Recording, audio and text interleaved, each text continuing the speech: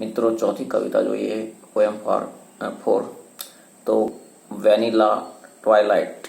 તો વેનીલા આપણે કે તમે આઈસ્ક્રીમમાં વેનીલા ફ્લેવર જે છે એ ખાધી જશે, એની સ્મેલ જે સુગંધ આવતી હોય છે, તો એક જે સુગંધ જે આપતો જે પદાર્થ છે એનું નામ છે વેનીલા, બરાબર, સુગંધી. તો અહીંયા આગળ આઈસ્ક્રીમની વાત નથી, પણ એની જે સુગંધ જે છે એ સુગંધ આપણને ગમે છે, તો એવી સુગંધ છે. અને ટ્વાઇલાઇટ એટલે સંધ્યા, તો એ સુગંધી સંધ્યા, કે જે સંધ્યા આપણને એમ ગમે, બરાબર, જે જેથી આપણું મન શાંત થાય, ખૂબ જ એમ આહલાદક અનુભૂતિ થાય, બરાબર. તો એવી સંધ્યાને આપણે સુગંધી સંધ્યા કહેતા હોઈએ છીએ. તો વેનીલા ટ્વાઇલાઇટ, બરાબર, પોએમ ફોર. હવે એડમ યંગ નામના પોએટે લખેલી છે. અહીંયા જે કવિતામાં જે વાત છે કે ભાઈ કોઈ બે પ્રેમી હોય, ઘણા વર્ષો સાથે રહે, ઘણી બધી અનુભવો જાતે કર્યા હોય, સાથે સુખ દુઃખ ભોગવ્યા હોય, બરાબર, અને એમાંથી કોઈ એકની વિદાય થઈ જાય ત્યારે એક પ્રેમીની શું સ્થિતિ થાય છે, એ કે ભાઈ એ પ્રેમીની જે વિરહની જે વેદના છે, વિયોગની જે વેદના છે, એ અહીંયા આગળ કવિએ પ્રકટ કર્યું છે. અને આ વેદના ખાસ કરીને કે ભાઈ જે યંગ હોય, બરાબર, એના જીવનમાં કે ભાઈ એ બ્રેકઅપ થઈ જાય, વિખૂટા પડી જાય, વિયોગ થઈ જાય, તો પણ શું હોય કે ભાઈ એની જિંદગીમાં બીજા એવા કાર્યો જે હોય, જોબ છે, કેરિયર છે, ને બીજું બધું ઘણું બધું, તો કે ભાઈ એ બધું એને બહુ એટલું દાખવતું નથી એમ, બરાબર. થોડા સમયમાં એ મોટે ભાગે ઘણું બધું ભૂલી પણ જતું હોય છે, બરાબર. પણ જે વૃદ્ધ છે, બરાબર, કે જે 50, 60, 70 વર્ષ થઈ ગયા છે અને એનું જે લાઈફ પાર્ટનર છે, બરાબર, એ મૃત્યુ પામે છે, કે ત્યારે કે ભાઈ જે વિયોગની સ્થિતિ સર્જાય છે, તો એ ખૂબ કપરી સ્થિતિ હોય છે, બરાબર, કે કોઈને કહી ના શકે, કે સહી ના શકે તેવી એમ, બરાબર. અને એ ખાસ કરીને જે લાગણીશીલ વ્યક્તિઓ છે એનો, તો એ કેવી લાગણી અનુભવતા હોય છે, બરાબર. તો એની કવિતા, અહીંયા કોઈ ઉંમરનો ઉલ્લેખ નથી, પણ આ જે અહીંયા ગાડી જે દર્દ, જે પીડા, જે નું વર્ણન છે, એ ખાસ કરીને, બરાબર, કે ભાઈ ખૂબ જે એવા કપલ, એવા પતિ પત્ની કે જેમની વચ્ચે ખૂબ સારી અન્ડરસ્ટેન્ડિંગ હોય, ખૂબ સારો પ્રેમ હોય, અને એમાંથી પછી ઢળતી ઉંમરે કોઈ એકની વિદાય થઈ જાય ત્યારે બીજું જે વ્યક્તિ છે, જે બીજું લાઈફ પાર્ટનર છે, એની શું પરિસ્થિતિ થતી હોય છે, એની સાથે વધારે મેચ થાય છે, બરાબર. તો હવે જોઈએ, તો the stars lean down to kiss you, બરાબર. તો સ્ટાર્સ એટલે તારાઓ, લીન ડાઉન એટલે ઝૂકેલા છે, નમન કરે છે, લીન ડાઉન એટલે ઝૂકવું, નમન કરવું, નમવું એમ. ટુ કિસ યુ, તો તને ચુંબન કરવા માટે તારાઓ નમ્યા છે. And I awake and I miss you, I lie awake, અને હું જાગતો પડ્યો રહ્યો છું.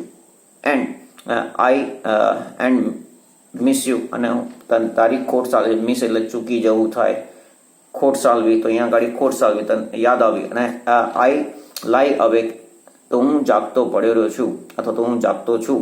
એન્ડ મિસ યુ, અને તને યાદ કરું છું, અથવા તારી ખોટ ચાલે છે. પોર me heavy dose of atmosphere, તો પોર એટલે રેડવું, મી એટલે મને હેવી ડોઝ, તો ભારે ડોઝ, કે ભાઈ આપણે દવાના ડોઝની વાત કરીએ કે ડૉક્ટર કે 1 ડોઝ લીધો, 2 ડોઝ લીધા, 3 ડોઝ એમ, તો કે મતલબ જે બી છે એ જથ્થો એક અમુક નિયત મર્યાદા છે એમાં લેવું એમ, બરાબર. તો pour me a heavy dose of atmosphere, તો વાતાવરણનો એક ભારે ડોઝ મને આપી દે, મતલબ કે ભારે એક બીજું પેક કે જામ એમ બોલતા, તો ભારે જામ મને આપી દે એમ, બરાબર, મતલબ ખૂબ જ માત્રામાં એનો અનુભવ કરાવી દે એમ. તો pour me heavy dose of atmosphere, atmosphere એટલે વાતાવરણ, તો વાતાવરણનો ભારે જામ મને આપી દે, મારા પર રેડી દે, મતલબ કે હું એમાં તરબોળ થઈ જાઉં એમ, બરાબર. વરસાદથી આપણે ભીંજાઈને તરબોળ થઈ જઈએ છીએ, તો એ રીતે એમ. તો pour me a heavy dose of atmosphere, તો વાતાવરણનો ભારે જામ મારા પર રેડી દે. Because I doze off safe and soundly, તો ડોઝ ઓફ એટલે ઝોકા ખાવા, બરાબર, બીજા શબ્દોમાં ઊંઘવું પણ કહી શકાય. સેફ એટલે સલામત, ને સાઉન્ડલી એટલે શાંતિથી, કારણ કે હું શાંતિથી, બરાબર, સારી રીતે, હું સલામત રીતે હું સૂઈ શકું એમ, બરાબર. ઝોકા ખાઈ શકું મતલબ સૂઈ શકું, નિંદ્રા માણી શકું. But I will miss your arms around મી, પરંતુ હું મિસ મતલબ મને ખોટ ચાલશે, શેની ખોટ ચાલશે? યોર આર્મ્સ, તારા હાથની, આર્મ્સ એટલે હાથ, બરાબર, અરાઉન્ડ મી એટલે મારી આસપાસ, કે મારી આસપાસ જે વીંટળાયેલા તારા જે હાથ છે એની મને ખોટ ચાલશે, બરાબર. આઈ સેન્ડ અ પોસ્ટકાર્ડ, પછી જે આગળ છે I would send a postcard to your dear because I wish you were here. તો અહીંયા કવિએ કલ્પના કરી છે, બરાબર, કે ભાઈ હું તને પોસ્ટકાર્ડ મોકલત કે જેથી તું અહીં હોત, પણ એવું શક્ય નથી કે ભાઈ અહીંયા કાયમ માટે જુદા પડ્યા છે, તો હવે એમાં મૃત્યુ પણ થયું હોય અથવા તો કોઈ બી કારણ કે ભાઈ વિખૂટા પડેલા છે, તો કે ભાઈ I would send a postcard to your dear, તો મેં એક પોસ્ટકાર્ડ પણ મોકલ્યું હોત because I wish you were here, કે તું અહીંયા હોત, પણ અહીંયા એવું શક્ય નહીં હોય એટલા માટે અહીંયા આગળ એમ કહ્યું કામ કર્યું હોત, બરાબર, પણ મતલબ મોકલ્યું નથી. તો આઈ watch the night turn light blue but it is not the same without you. તો આઈ વોચ, તો હું વોચ એટલે નિહાળવું, જોવું, બરાબર, ખાલી સામાન્ય જોવું એને સી કહેવાય, SEE, પણ ભરપૂર આપણે આમ નિહાળીએ અને માણીએ તો એને વોચ કર્યું કહેવાય. તો આઈ વિલ વોચ, તો હું જોઈશ ધ નાઇટ, રાત્રિને, ટર્ન લાઇટ બ્લુ, તો ભૂરી પ્રકાશિત થતી, બરાબર, કે ભાઈ સંધ્યાકાળ જે હોય એમાં આકાશમાં કેવો લાલાશ પડતો પ્રકાશ હોય પણ એ ધીમે ધીમે ભૂરો થતો હોય, બરાબર, તે રીતે તો હું જે રાત્રિ છે એને પ્રકાશિત ભૂરી અથવા તો તેજવાળી જે ભૂરી છે એવી હું રાત્રિને ફેરવાતી જોઈશ, બરાબર. But it's not the same without you, પરંતુ તે તારા વગર સેમ નહીં હોય, મતલબ કે એવી નહીં હોય. એવી મતલબ કે ભાઈ જે રાત્રિ જે છે ભૂરી જે થતી હોય, બરાબર, એમાં તારા ચમકતા અને ખૂબ સુંદર લાગતી હોય, તો એ સુંદર લાગતી હશે હોય પણ તેમ છતાં તું નહીં હોવ તો એટલી સુંદર લાગશે નહીં, બરાબર, એટલી સારી લાગશે નહીં, એટલી સારી અનુભૂતિ નહીં થાય. તો શું કહ્યું કે ભાઈ I will watch the night turn light blue but it's not the same without you, બરાબર. તો કે ભાઈ એ રાત્રિને હું ભૂરી થતી નિહાળીશ, પરંતુ તેમ છતાં એ તારા વગર એટલી સુંદર હશે નહીં, સુંદર લાગશે નહીં. એવી નોટ ધ સેમ મતલબ એવી નહીં હોય મતલબ ખરેખર જે સુંદરતાની અનુભૂતિ થવી જોઈએ એટલી સુંદરતાની અનુભૂતિ નહીં થાય, કહેવાનો મતલબ એ છે. Because it tax two whisper quietly, કારણ કે ક્યારે એ વધારે સુંદર જણાય કે ઇટ ટેક્સ ટુ, તો 2 જણ જોઈએ, અને 2 જણ લે છે એવું નહીં, પણ 2 જણ જોઈએ શેના માટે? ટુ વિસ્પર ક્વાઇટલી, તો ધીમેથી કહેવા માટે, બરાબર. દાખલા તરીકે કોઈક વસ્તુ ખૂબ સરસ છે, તમે ખાઓ છો કે પીવો છો કે કંઈ બી એમ, બરાબર, કે કંઈ જુઓ છો, તો તમે એ અભિવ્યક્ત કરવા માંગો છો, ઓહો કેટલું સરસ એમ, બરાબર, પિક્ચર જોતા ફિલ્મ જોતા, પણ એ તમે કોને કહો છો? બાજુમાં જે છે એને, તમારું જે પ્રિય પાત્ર છે એને. પણ એવું કોઈ કહેવા માટે જ ના હોય તો તમારી જે અનુભૂતિ છે એ થોડીક ઓછી પણ થઈ જશે. તો અહીંયા એ અર્થ એ કહેવા માંગે છે કે ભલે આ આકાશ એટલું સુંદર હોય પણ તારા વિના એવું નહીં હોય મતલબ એટલું સુંદર નહીં હોય. Because it tax two whisper quietly, કારણ કે એના માટે 2 જણ જોઈએ શાંતિથી કાનમાં કહેવા માટે, બરાબર. પછી આગળ છે the silence isn't so bed. તો સાયલેન્સ એટલે શાંતિ, કે ભાઈ અત્યારે જે શાંતિ છે ચૂપકીદી છે એ ઇઝન્ટ સો બેડ, એ એટલી બધી ખરાબ નથી. એ સોનો અર્થ થશે એટલી બધી, બેડ એટલે ખરાબ, તો એટલી બધી ખરાબ નથી. ટીલ, ક્યાં સુધી અશાંતિ ખરાબ નથી લાગતી? Teal I look at my hands and feel sad, તો જ્યારે હું મારા હાથ જોઉં છું, બરાબર, એન્ડ ફીલ સેડ, અને દુઃખ અનુભવું છું કે ભાઈ ઢળતી સંધ્યાએ, અહીંયા ઢળતી સંધ્યા એટલે ફક્ત જે આકાશને જે સૂર્ય ડૂબતો હોય એની વાત નથી, પણ માણસની જે જીવનની જે સંધ્યા છે, વૃદ્ધ માણસ થયું છે, બરાબર, 60-70 વર્ષ તે, તો એ એના જીવનની જે ઢળતી સાંજ છે એ પણ અહીંયા ગાડી એ રીતે સમજવાનું છે. તો એ ઢળતી સંધ્યાએ, બરાબર, કે એ ઈચ્છે છે કે કોઈ હૂંફ ભર્યો હાથ એના હાથમાં હોય, બરાબર. તો શું કહ્યું કે ભાઈ સાયલેન્સ ઇઝન્ટ સો બેડ, તો આ જે શાંતિ છે એટલી બધી ખરાબ નથી લાગતી, બરાબર. ક્યાં સુધી ખરાબ નથી લાગતી? કે જ્યાં સુધી હું મારા હાથને જોઉં છું, એન્ડ ફીલ સેડ, અને દુઃખ અનુભવું છું, બરાબર. તો મતલબ કે એમને એમ શાંતિ ભલે સારી લાગતી હોય પણ જેવી મારા હાથ ઉપર નજર પડે છે કે મને ખ્યાલ આવે છે કે મારા હાથમાં કોઈનો હાથ નથી, કોઈની હૂંફ મતલબ જે હૂંફ ભર્યો હાથ જે જોડે જોઈએ એ છે નહીં, બરાબર. ત્યારે તો શું કહ્યું? તો the silence isn't so bed, તો ચૂપકીદી શાંતિ એટલી ખરાબ નથી કે જ્યાં સુધી હું મારા હાથને જોઉં અને દુઃખ અનુભવ ત્યાં સુધી તો શાંતિ સારી લાગતી હોય છે, પણ પછી એ ખરાબ લાગતી હોય છે. એટલે because the space between my fingers R right wear your fit perfectly because કારણ કે ધ સ્પેસીસ એટલે જગ્યા કે જગ્યા મારા હાથમાં જે આંગળીઓ વચ્ચે આની જે જગ્યા છે એ જગ્યામાં આર રાઈટ એ બરાબર છે શેના માટે વેર યોર્સ એટલે તારી મતલબ તારી આંગળીઓ ફિટ એટલે પરફેક્ટલી તારી આંગળીઓ વ્યવસ્થિત સંપૂર્ણપણે બરાબર આવે છે બરાબર તો મતલબ કે કહેવાનો મતલબ કે વ્યક્તિગત રીતે માનસિક રીતે કે બધી રીતે એમ કે ભાઈ તારા વિચારો ને મારા વિચારો મળે ખાલી આંગળીઓ આમ સ્પેસમાં પૂરાઈ ગઈ એટલે મળતું આવે ને કહેવાનો મતલબ એ છે કે ભાઈ આપણે બેનો મેળ છે જે મેળ મિલાપ છે એ ખૂબ સારો હતો એમ બરાબર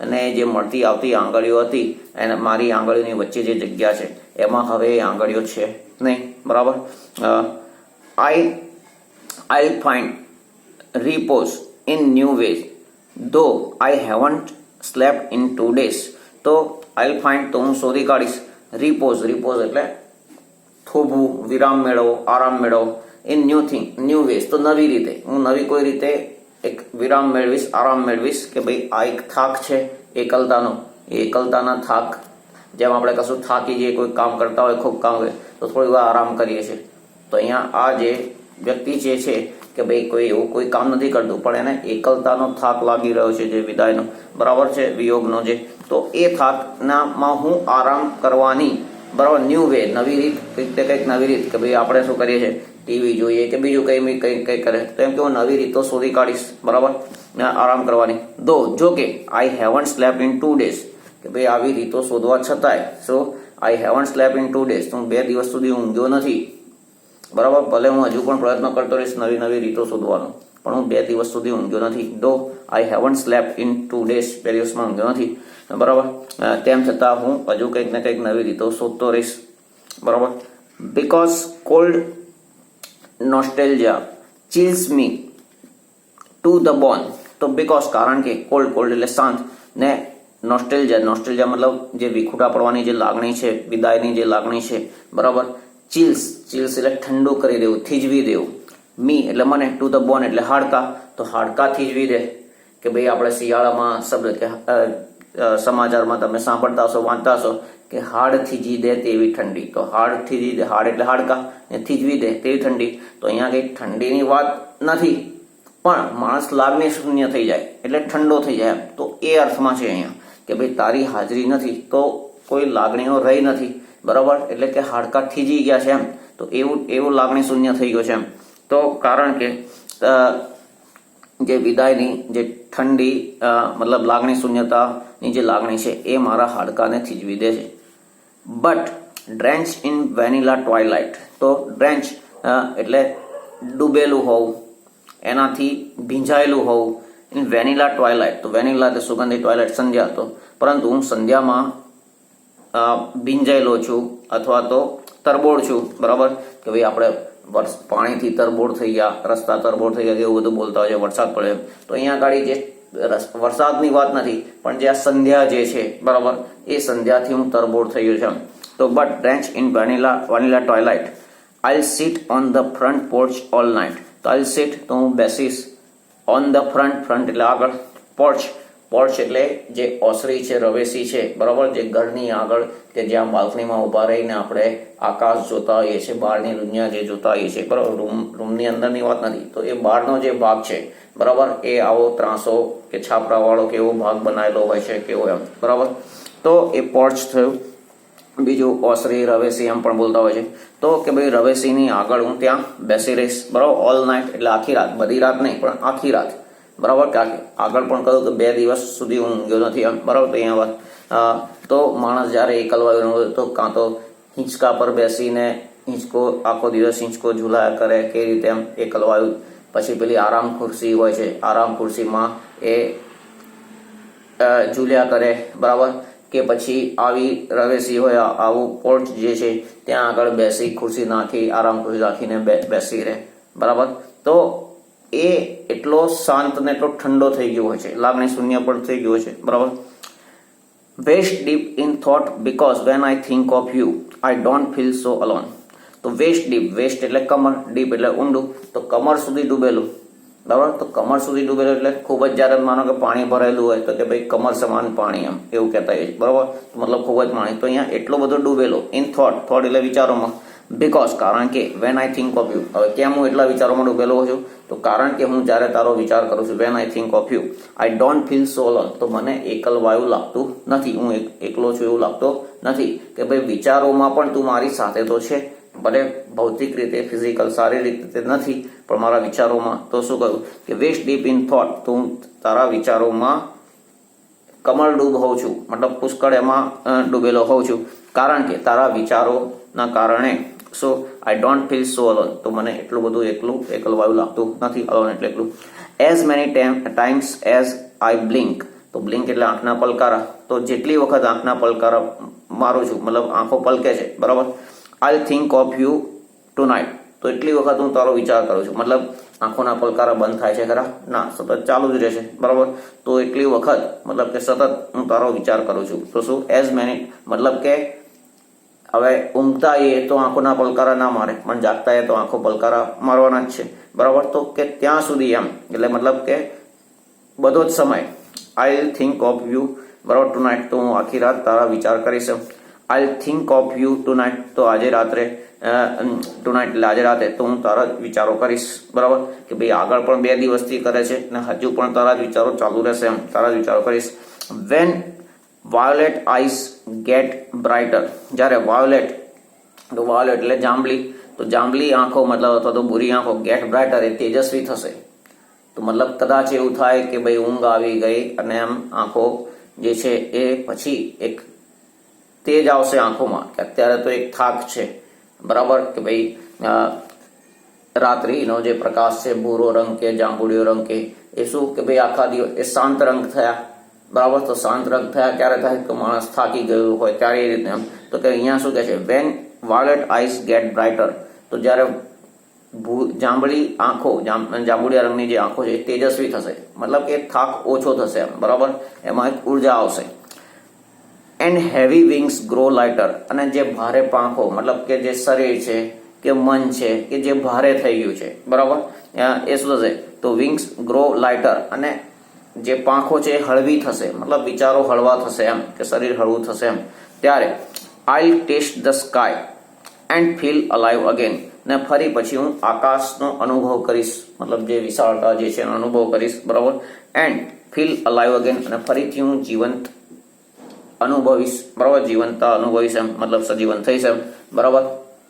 કે ભાઈ અત્યારે તો કે ભાઈ બિલકુલ શાંત, એનું કે જાણે લાગણી શૂન્ય હોય એવું જીવન થઈ ગયેલું છે, એમ. તો એન્ડ આઈ ફોરગેટ, પછી આગળ છે and I forget the world that I knew. અને પછી હું ફોરગેટ, હું ભૂલી જઈશ. શું? ધ વર્લ્ડ એ દુનિયા, ધેટ આઈ ન્યૂ કે જેને હું જાણું છું. શું? જેને મેં અનુભવી છે, તારી સાથેની જે દુનિયા, તને જે જાણું છું એ દુનિયાને હું ભૂલી જઈશ. પણ ભૂલી જઈશ એટલે કેવું? કાયમ માટે નહીં. અહીંયા શું છે? થોડાક સમય માટે, બરાબર. But I square. પરંતુ હું સોગંદ, સ્વેર એટલે સોગંદ ખાવા, બરાબર. એક વચન આપવું, એમ સોગંદપૂર્વક. તો હું સોગંદ ખાઉં છું. આઈ વોન્ટ ફોરગેટ યુ. હું તને ભૂલીશ નહીં. કે ભાઈ ટેમ્પરરી કોઈ કામમાં હું ઓતપ્રોત થઈશ એ વખતે હું ભલે તને ભૂલી જાઉં, બરાબર, થોડોક સમય માટે, એમ, પરંતુ હું તને ભૂલીશ નહીં, બરાબર. તો but I will forget the world. તો એ દુનિયા હું ભૂલી જઈશ. ધેટ આઈ ન્યૂ કે જે હું જાણતો હતો. But I swear I won't forget you. પરંતુ હું તને ભૂલીશ નહીં. Oh if my voice could reach back through the past. Oh અરે, ઇફ માય વોઇસ, જો મારો અવાજ, કુડ રીચ, જો પહોંચી શકતો હોત, ક્યાં? બેક, પાછો, થ્રુ ધ પાસ્ટ, ભૂતકાળમાં, બરાબર. શું? તો જો મારો અવાજ ભૂતકાળમાં પાછો પહોંચી શકતો હોત. I will whisper in your ear. તો હું તારા કાનમાં ધીમે રહીને કહેત, મતલબ કે પહેલા આ રીતે ભૂતકાળમાં એ કહેતા, એમ બરાબર. તો એ કહેત, એમ. Oh darling I wish you were here. કે એ ઓ ડાર્લિંગ એટલે વાલી, આઈ વિશ યુ વર હિયર. કે હું ઈચ્છત કે તું અહીં હોત. શું? કે ભાઈ હું ઈચ્છત કે તું અહીંયા હોત, બરાબર. તો આ રીતે આ કવિ જે અહીંયા સંધ્યા, તો જીવનની સંધ્યાએ જ્યારે, બરાબર, એક ગમે તે એક વ્યક્તિની મૃત્યુ થઈ જાય કે કોઈ બી રીતે વિદાય થઈ જાય, ત્યારે બાકીના જે બીજું જે વ્યક્તિ જે છે, વૃદ્ધ વ્યક્તિ જે છે, બરાબર, તો એની સી પરિસ્થિતિ થાય છે એનું અહીંયા વર્ણન કર્યું છે. બરાબર. હવે છે ગ્લોસરીમાં છે લીન ડાઉન એટલે ઝૂકવું, નમવું. તો band down from a vertical position. Vertical એટલે સીધું, હોરિઝોન્ટલ એટલે આડું, બરાબર, ક્ષિતિજ સમક્ષિતિજ હોરિઝોન્ટલ થયું, અને વર્ટિકલ એટલે ઊભું એમ સીધું. તો વર્ટિકલ પોઝિશન જે છે, સીધી સ્થિતિ છે, એમાંથી આમ ઝૂકવું, બરાબર, નમવું. તો band down from a vertical position.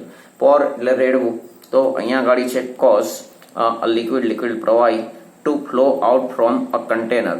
તો કન્ટેનર એટલે પાત્ર, વાસણ, એમાંથી ફ્લો આઉટ બહાર પ્રવાહ પડવો, બરાબર. પછી છે બીજું અહીંયા કહ્યું રેડવું એમ, પોર એટલે રેડવું. ડોઝ ઓફ એટલે ઝોકા ખાવા. તો અહીંયા છે ફોલ અસ્લીપ એટલે ઊંઘી જવું એમ, બરાબર. વિસ્પર એટલે ધીમેથી બોલવું. તો સ્પીક સોફ્ટલી, તો સ્પીક બોલવું સોફ્ટલી એટલે હળવેથી ધીમેથી, એના લો વોઇસ નીચા અવાજમાં. પછી છે રીપોઝ એટલે આરામ કરવો, વિરામ. તો ફ્રીડમ ફ્રોમ એક્ટિવિટી. ફ્રીડમ એટલે સ્વતંત્રતા, ફ્રોમ એક્ટિવિટી પ્રવૃત્તિ. તો પ્રવૃત્તિમાંથી સ્વતંત્ર થવું મતલબ કે નિવૃત્ત શબ્દ આપણે બોલીએ છીએ. તો નિવૃત્ત થવું મતલબ કે, બરાબર. તો વર્ક, સ્ટ્રેન ઓર રિસ્પોન્સિબિલિટી. તો વર્ક એટલે કામ, સ્ટ્રેન એટલે કોઈ બાબત જે તણાવ જે છે, રિસ્પોન્સિબિલિટી કોઈ જવાબદારી. તો આ બધામાંથી એમાંથી મુક્ત થવું એમ, બરાબર. તો હળવો બ્રેક લેવો, આરામ લેવો એમ, એ રીતે. પછી છે નોસ્ટાલ્જી એટલે કે નોસ્ટાલ્જી એટલે લોંગિંગ ફોર સમથિંગ પાસ્ટ, બરાબર. તો લોંગિંગ એટલે લોંગિંગના અલગ અલગ અર્થ થાય. આગળ કોઈક પાઠમાં બોલવામાં આવ્યું હતું, એમાં લાલચ હતું એમ, તીવ્ર ઈચ્છા થાય. ફોર સમથિંગ એટલે પાસ્ટ. તો બીજો શબ્દ લગાવ, બરાબર. તો જે ભૂતકાળમાં કંઈક એવું બની ગયું છે એની પ્રત્યેનો જે લગાવ છે, બરાબર, તીવ્ર ઈચ્છા જે છે, તીવ્ર જે લગાવ છે તે. તો અને એ લાઈફ પાર્ટનર અત્યારે નથી, તો એને જે વિદાયની જે લાગણી થઈ રહી છે એ, બરાબર, એ જે લગાવ છે. પછી છે ડ્રેન્ચ. તો ડ્રેન્ચ એટલે એ ખૂબ જ તરબોળ થયેલું. શું? ખૂબ જ તરબોળ થયેલું. તો વેરી વેટ ખૂબ ભીનું.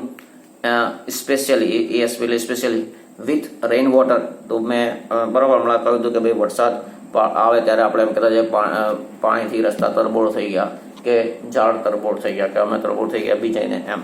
તો રેઇન વોટર. સોફ્ટ. તો સોફ્ટ એટલે પણ પાણીથી તરબોળ થઈ જવું. પછી છે ટ્વાઇલાઇટ એટલે સંધ્યા. તો ધ ડિફ્યુઝડ લાઇટ એટલે ઝાંખો પ્રકાશ, મંદ પ્રકાશ. ફ્રોમ ધ સ્કાય તો આકાશમાંથી. When the sun is below the horizon. તો વેન એટલે જ્યારે, ધ સન એટલે સૂર્ય, ઇઝ બિલો એટલે નીચે હોય, ધ હોરિઝોન એટલે ક્ષિતિજ. તો જે ક્ષિતિજ છે એની નીચે હોય, કે સૂરજ આપણને દેખાતો ના હોય પણ એના પ્રકાશ છે, બરાબર. તો હોરિઝોન. બટ ઇટ્સ રેઝ પરંતુ તેના કિરણો આર રિફ્રેક્ટેડ, બરાબર. તો એનું શું થાય છે? વક્રીભવન થાય છે. બાય ધ એટમોસ્ફિયર એટલે વાતાવરણ, ઓફ ધ અર્થ તો પૃથ્વીના વાતાવરણ દ્વારા એનું વક્રીભવન થાય છે. અને એ પ્રકાશ આપણને, કે ભાઈ જેમ આપણે સ્વિચ, ગોળો છે, ટ્યુબલાઇટ છે, એ ચાલુ બંધ કરીએ તો ફટ લઈને પ્રકાશ થાય છે અને ફટ લઈને પ્રકાશ જતો રહે છે. તો એવું સૂરજ હાથમાં કે તરત અંધારું થઈ જાય છે? ના. તો એ શેના કારણે? કે જે એના કિરણોનું જે વક્રીભવન થાય. હવે કોના કારણે વક્રીભવન? તો જે પૃથ્વીનું જે વાતાવરણ છે એના કારણે. વિજ્ઞાનમાં આપણે ભણવાનું આવશે ત્યારે જોઈશું, બરાબર. તો કેના દ્વારા વક્રીભવન થાય છે? તો એના કારણે ઝાંખો પ્રકાશ જે છે એ ચાલુ રહે છે, એ પ્રકાશ આવ્યા કરતો હોય છે. તો એ પ્રકાશ જે છે, મતલબ સંધ્યા આપણે કહીએ છીએ એક શબ્દમાં. The time of day immediately following sunset. તો ઇમિડિયેટ એટલે તરત જ, ફોલોઈંગ એટલે પછીનો, તો સનસેટ તો સૂર્યાસ્ત પછીનો જે દિવસનો તરતનો સમય છે તે, બરાબર. તો એટલે સંધ્યા થયું. પછી છે પોર્ચ એટલે ઓસરી. પછી છે બ્લિંક એટલે આંખો પલકાવી. તો briefly shirt and open the ice. તો બ્રીફલી એટલે ટૂંકમાં, એટલે કે બીજું ઝડપ. શટ એટલે બંધ કરવી, ઓપન એટલે ખોલવી, બરાબર. તો આંખો જે ખોલ બંધ થાય છે તે. પછી આગળ છે સ્વેર એટલે કે ભાઈ સોગંદ ખાવી, બસ સોગંદ આપવું એમ. સોગંદ તો પ્રોમિસ સોલોમલી ટેક એન ઓથ. તો પ્રોમિસ સોલોમલી એટલે વચન આપવું. ટેક એન ઓથ એટલે પ્રતિજ્ઞા, તો પ્રતિજ્ઞા લેવી અથવા સોગંદ લેવાય, બરાબર.